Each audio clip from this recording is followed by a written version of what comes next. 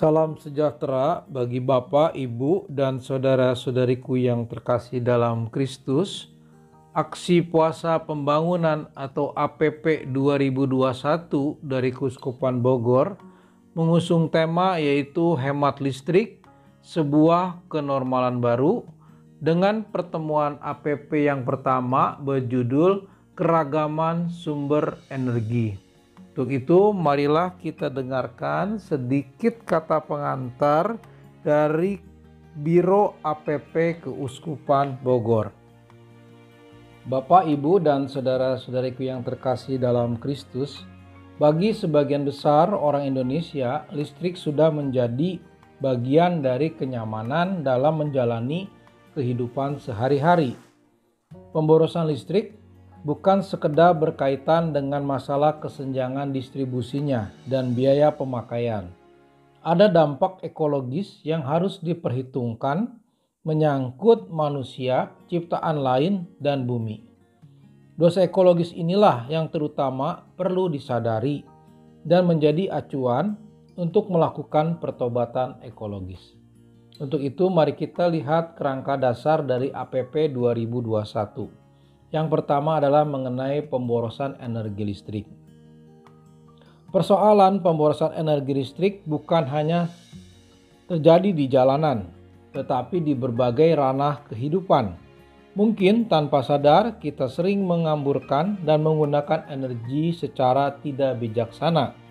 Kita sering meninggalkan HP tetap terpasang di stop kontak, padahal baterai telah terisi penuh. Kerangka kedua yaitu mengenai energi.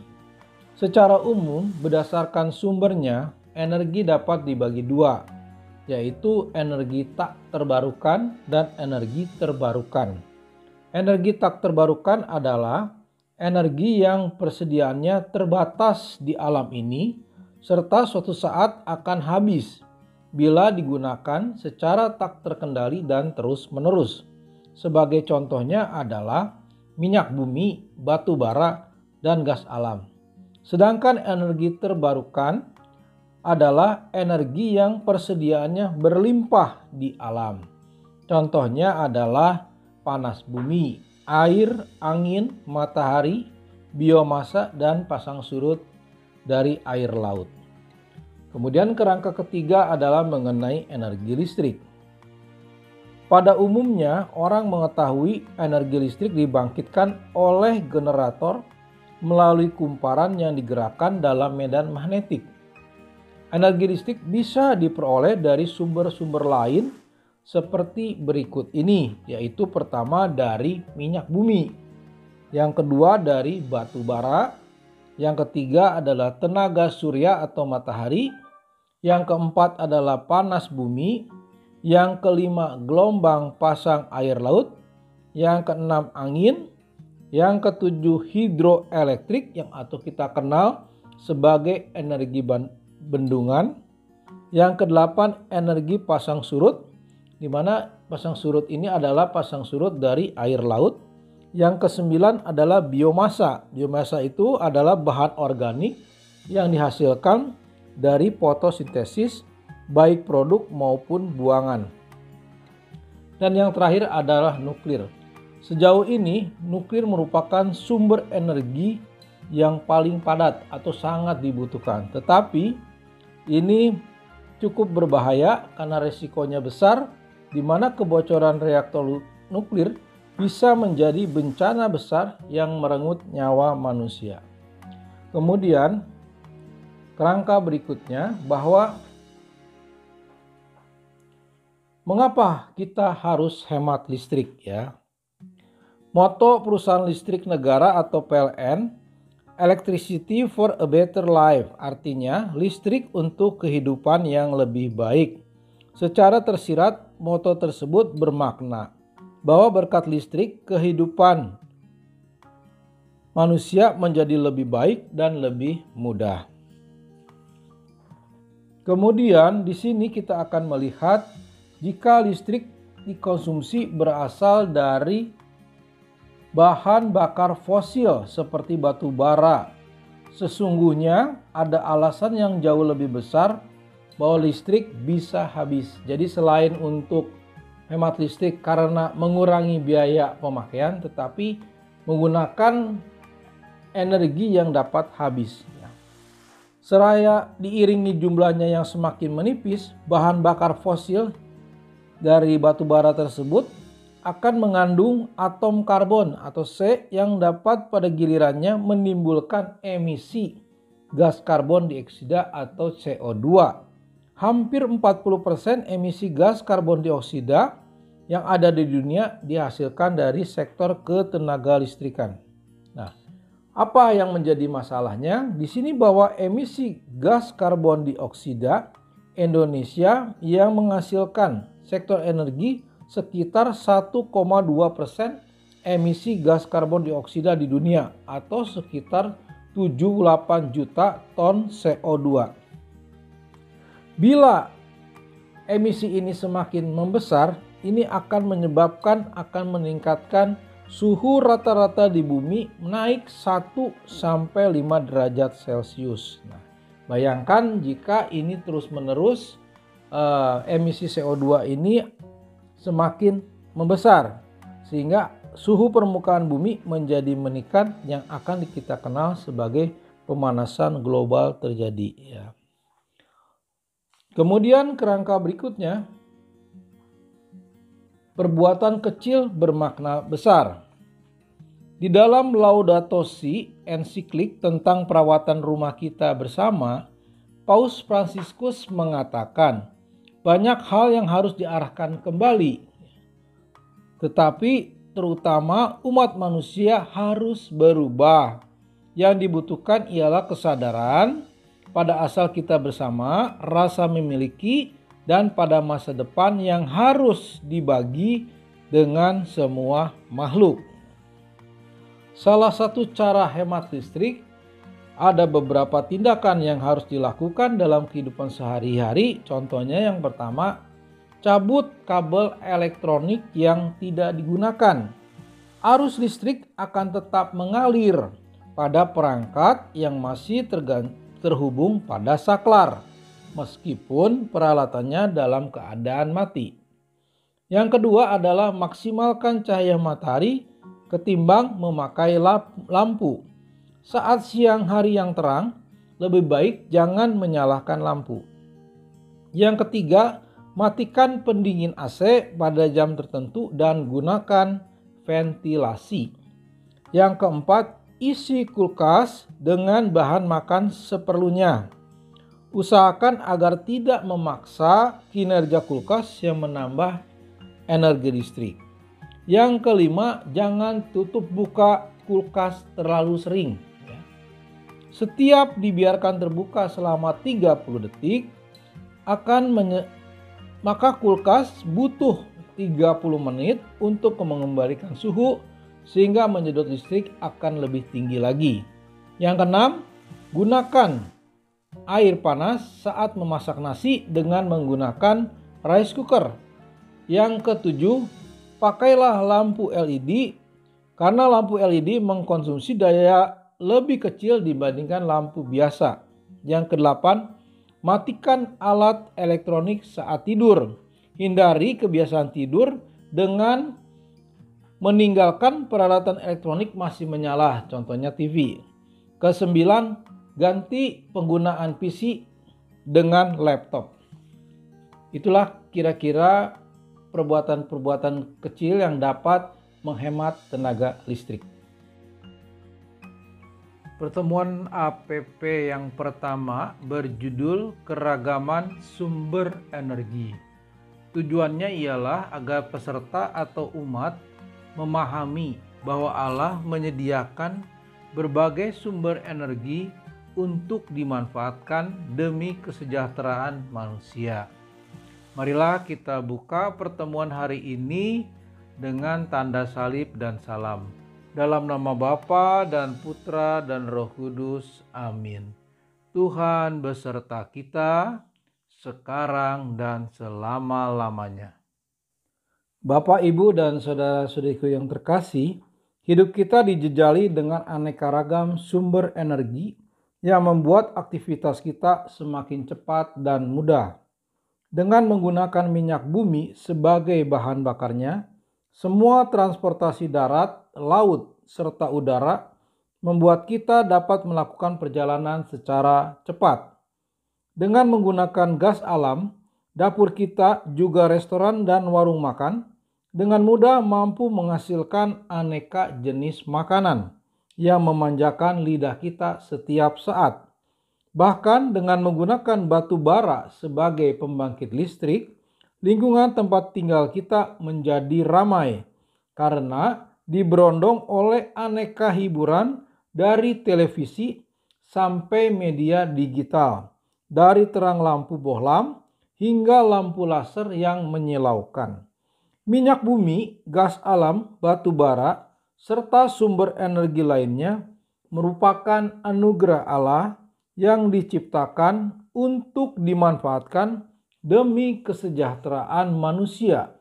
Hal ini sesuai dengan ensiklik Laudato Si nomor 95, yaitu lingkungan alam adalah harta kita bersama, warisan seluruh umat manusia, tanggung jawab semua orang. Sesuatu yang kita miliki seharusnya hanya dikelola demi kesejahteraan bersama. Jika tidak, kita memberatkan hati nurani kita dengan beban menyangkal keberadaan orang lain. Aksi Puasa Pembangunan atau APP 2021 yang bertemakan hemat listrik sebuah kenormalan baru akan membawa kita untuk menyadari bahwa dengan kemajuan ilmu pengetahuan dan penemuan-penemuan teknologi, kita dapat menghemat energi listrik yang berasal dari minyak bumi, gas alam, serta batu bara, sambil berusaha untuk menggunakan sumber energi lain seperti panas bumi, air, angin, sinar matahari, biomasa, serta pasang surut air laut. Keagungan Allah yang menciptakan manusia dan alam semesta akan terlihat dalam kenormalan baru yang tercipta itu. Dalam pertemuan ini yang bertemakan keragaman sumber energi ini, kita terlebih dulu diajak untuk menyadari bahwa Allah menyediakan berbagai sumber energi yang dapat dimanfaatkan demi kesejahteraan manusia. Marilah kita masuk dalam pernyataan tobat. Bapak, Ibu, dan saudara-saudari terkasih, sebelum kita mendengarkan sabda Allah dan merenungkannya, marilah kita menyiapkan diri dengan mohon ampun kepada Allah atas dosa-dosa kita. Marilah kita hening sejenak. Tuhan Yesus Kristus, Engkau memanggil kami supaya berbuat yang benar. Tuhan, kasihanilah kami. Tuhan, kasihanilah kami. Tuhan Yesus Kristus, Engkau menanggung dosa kami supaya kami bebas dari kekuasaan dosa dan dapat hidup menurut kehendak Allah. Kristus, kasihanilah kami. Kristus, kasihanilah kami. Tuhan Yesus Kristus, Engkau menderita bagi kami supaya kami selamat dan mengikuti jejak-Mu. Tuhan, kasihanilah kami. Tuhan, kasihanilah kami. Semoga Allah yang Maha Rahim mengasihani kita, mengampuni dosa kita, dan mengantar kita ke hidup yang kekal. Amin. Marilah kita buka pertemuan hari ini dengan doa pembuka. Marilah kita berdoa bersama-sama. Ya Allah Tuhan kami, Engkau telah menciptakan minyak bumi yang terhampar di kedalaman laut, gas alam yang membentang sepanjang pulau dan pantai, batu bara yang tersusun di kerak bumi, air yang menggenangi sungai, angin yang menyusuri lembah dan ngarai, serta sinar matahari yang membelah malam. Semuanya itu merupakan energi yang dapat membantu kami untuk menapaki hidup di dunia ini.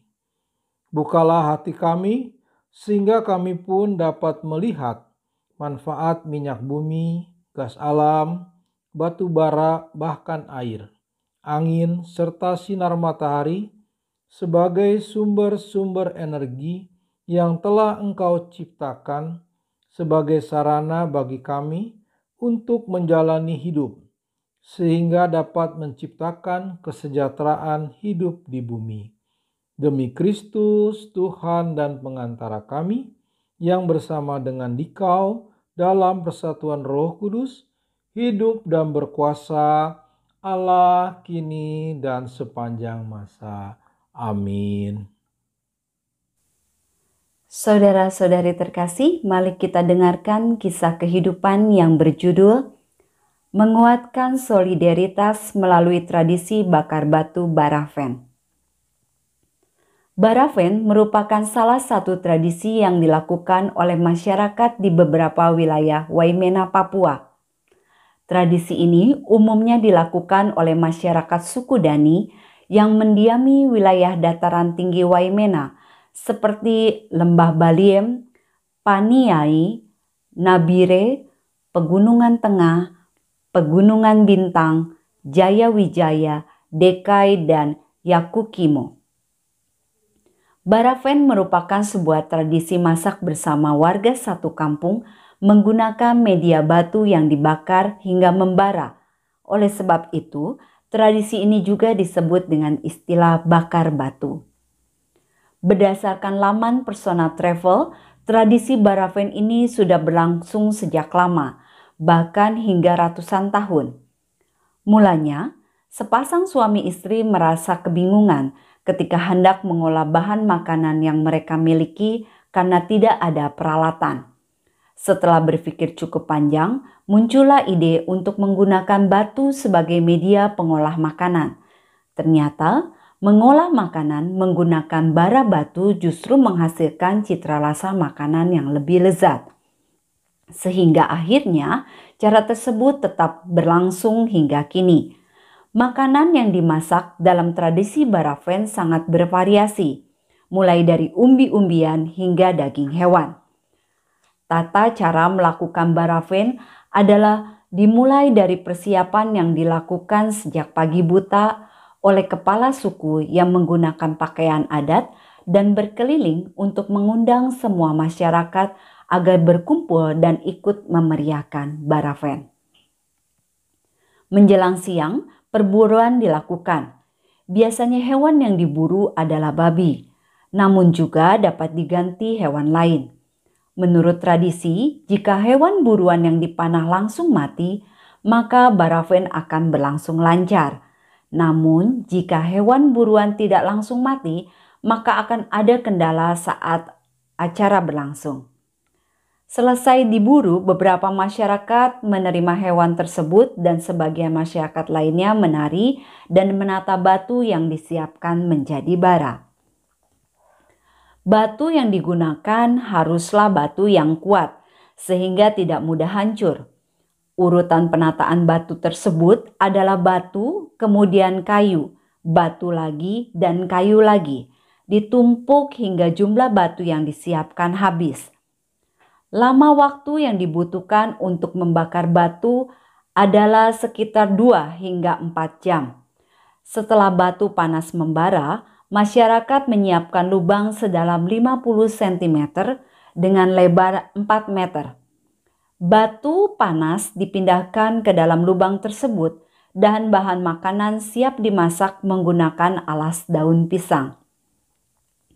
Setelah semua makanan masak, dilanjutkan makan bersama yang diawali oleh kepala suku dan diikuti oleh semua masyarakat. Jika makanan telah habis, warga biasanya menggelar acara menari dengan iringan lagu daerah berjudul Weya Rabo dan Besek. Meskipun terlihat seperti acara masak dan makan bersama biasa, namun di balik tradisi Barafen tersimpan makna yang mendalam. Barafen merupakan cara yang dilakukan untuk mengungkap rasa syukur kepada Sang Pemberi kehidupan dan simbol solidaritas yang kuat, karena semua yang dilakukan pada tradisi Barafen selalu bersama-sama, mulai dari memburu hingga makan bersama. Tradisi Barafen biasanya dilakukan pada acara-acara tertentu, seperti menyambut kelahiran anak, mengumpulkan prajurit untuk berperang, peringatan kematian, bahkan untuk tradisi mendamaikan kelompok yang sedang berselisih. Karena perselisihan dianggap selesai bersamaan dengan selesainya makan bersama, sehingga terjalin kerukunan antar masyarakat. Barafen tidak hanya dilakukan ketika kegiatan dari suku saja, namun juga kerap kali dilakukan pada acara-acara penting lainnya, seperti kunjungan tamu-tamu penting, peringatan HUT RI, bahkan menyambut bulan Ramadan.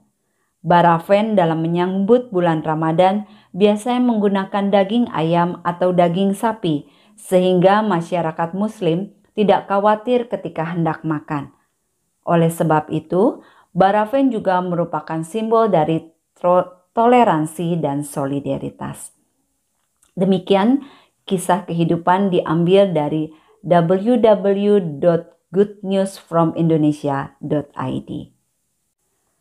Bacaan kitab suci diambil dari Keluaran 5 ayat 10 sampai dengan 19. Marilah kita mendengarkan sabda Tuhan. Maka para pengerah bangsa itu dan para mandurnya pergi dan berkata kepada mereka, "Beginilah kata Firaun, Aku tidak memberi jerami lagi kepadamu. Pergilah kamu sendiri mengambil jerami di mana saja kamu mendapatkannya, tetapi pekerjaanmu sedikit pun tidak boleh kurang." Lalu berseraklah bangsa itu ke seluruh tanah Mesir untuk mengumpulkan tunggul gandum sebagai pengganti jerami.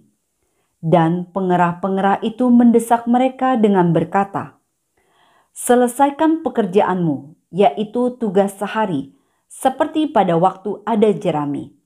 Lalu pengerah-pengerah Firaun memukul mandur-mandur Israel, yang mereka angkat sambil bertanya, "Mengapa kamu pada hari ini tidak menyelesaikan jumlah batu bata yang harus kamu buat seperti kemarin?" Sesudah itu, pergilah para mandur Israel kepada Firaun dan mengadukan halnya kepadanya. "Mengapakah tuanku berlaku seperti itu terhadap hamba-hambamu ini?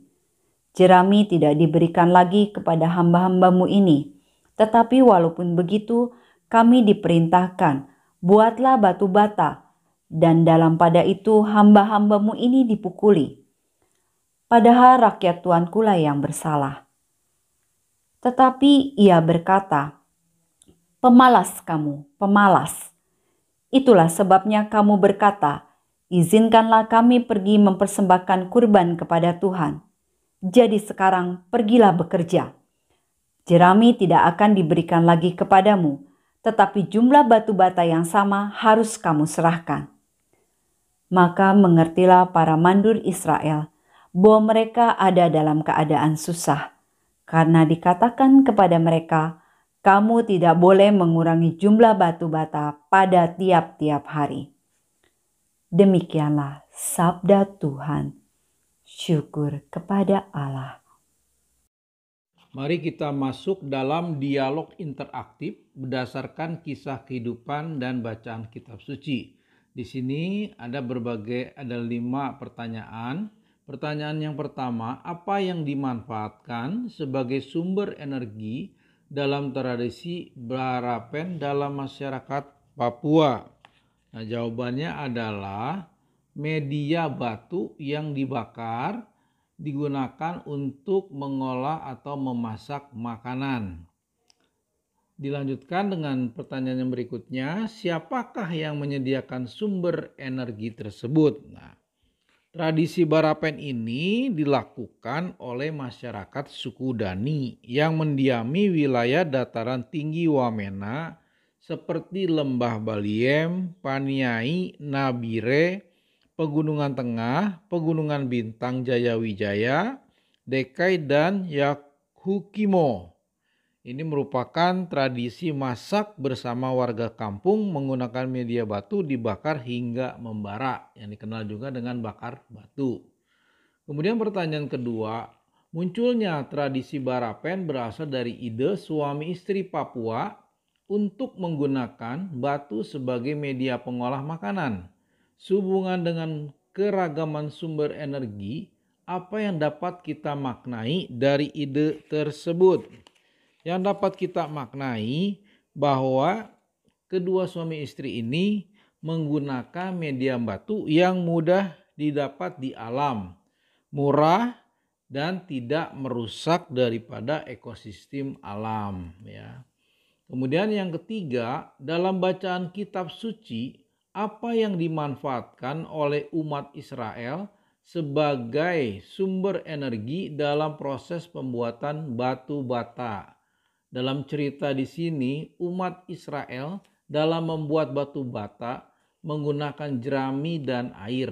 Pencampuran bahan tanah liat, jerami dan air ini menghasilkan 3 kali daripada tidak menggunakan bahan dari jerami.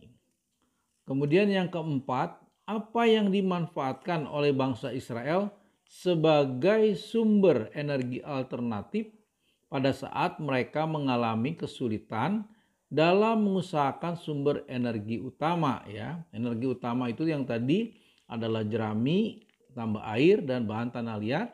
Karena tidak ada jerami, mereka menggunakan tunggul gandum ya sebagai bahan alternatif. Kemudian pertanyaan berikutnya yang kelima, energi apa sajakah yang diberikan Tuhan kepada kita sekarang ini yang dapat kita manfaatkan demi kesejahteraan manusia? Berbagai energi yang telah disediakan oleh pemerintah, diantaranya energi listrik. Energi listrik ini digunakan untuk penerangan, untuk alat-alat elektronik seperti setrika, handphone, televisi, dan sebagainya. Kemudian ada energi gas yang kita gunakan untuk kebutuhan memasak. Kemudian ada energi matahari, digunakan untuk menjemur pakaian, menjemur untuk mungkin para petani garam, dan menjemur ikan asin dan sebagainya. Kemudian ada lagi energi yang berupa air yang kita gunakan untuk keperluan mandi, keperluan memasak, ya, dan yang lain-lainnya. Jadi kebutuhan energi ini begitu melimpah di bumi Indonesia yang dapat digunakan oleh kita untuk kesejahteraan manusia. Cuma pesannya di sini adalah agar menggunakan sebijaksana mungkin dan seefisien mungkin, ya. Baik, itu kira-kira jawaban dari 5 pertanyaan dari dialog alternatif. Sebagai rangkuman berdasarkan kisah kehidupan dan bacaan kitab suci, bahwa Allah telah menyediakan berbagai sumber energi yang dapat dimanfaatkan oleh manusia. Tentu saja dalam mengelola sumber energi tersebut haruslah dengan bijaksana, ya. Di sini suku Dani, masyarakat suku Dani dari Papua telah menggunakan batu sebagai media dalam membakar dari atau mengolah makanan mereka. Ini tentu saja secara ekonomi sangat bagus dan tidak merusak ekosistem alam. Sedangkan kita mungkin di masyarakat kota atau masyarakat desa yang sudah mendapatkan energi, berbagai energi listrik yang sudah disediakan oleh pemerintah, tentu saja diminta untuk bijaksana menggunakan energi listrik dan energi-energi lainnya sesuai dengan peruntukannya. Karena yang kita ingat bahwa tidak semua energi dapat diperbaharui. Banyak energi berasal dari bumi yang tidak dapat diperbaharui, ya. Seperti minyak bumi, minyak tanah misalnya, atau bensin, bahan bakar minyak, ya, semuanya itu tidak dapat diperbaharui. Maka kita sebagai umat manusia harus mencoba menggunakan energi-energi tersebut dengan bijaksana sesuai dengan peruntukannya. Marilah kita akhiri pertemuan pertama hari ini dengan doa penutup. Marilah kita berdoa bersama-sama. Allah Bapa kami, manusia telah Engkau ciptakan untuk merawat bumi. Gugusan energi pun telah memenuhi bumi, dari yang tidak terbarukan hingga yang terbarukan, dari atas atmosfer sampai dengan di kerak bumi, dari atas pulau sampai di dasar lautan, dari yang ada di udara sampai di lapisan batuan. Semoga kami dapat mencari, menemukan, dan memanfaatkan aneka ragam sumber energi yang telah memenuhi bumi ini dengan lebih adil, kreatif, dan bijaksana, sehingga semua manusia dapat hidup dengan sejahtera. Demi Kristus, Tuhan dan pengantara kami, yang bersama dengan Dikau dalam persatuan Roh Kudus, hidup dan berkuasa, Allah kini dan sepanjang masa. Amin. Marilah kita mohon berkat Tuhan, supaya segala upaya kita dalam menyiapkan Paskah kebangkitan Tuhan mencapai hasil seperti yang kita harapkan, dan kita semakin dapat hidup sejahtera dengan semua sumber energi yang ada di bumi ini. Marilah kita hening sejenak. Semoga dalam masa Prapaskah ini Allah meneguhkan iman kita. Amin. Semoga Allah mendorong kita untuk lebih menguasai diri, sehingga memahami bahwa aneka macam sumber energi dapat dimanfaatkan manusia untuk mencapai hidup sejahtera. Amin. Semoga kita semua yang hadir di sini dilindungi, dibimbing, dan diberkati oleh Allah yang Maha Kuasa, dalam nama Bapa dan Putra dan Roh Kudus. Amin. Dengan ini, ibadat pertemuan pertama Aksi Puasa Pembangunan 2021 sudah selesai. Syukur kepada Allah. Bapak, Ibu, dan saudara-saudariku terkasih, demikianlah pertemuan APP yang pertama. Semoga dengan pertemuan ini kita dapat mengambil manfaat yang dalam materi pertemuan ini, dan semoga kita menjadi lebih bijaksana dalam menggunakan sumber-sumber energi yang telah tersedia di alam atau energi yang telah diusahakan pemerintah untuk kehidupan dalam rumah tangga kita. Tuhan Yesus memberkati kita semua. Amin.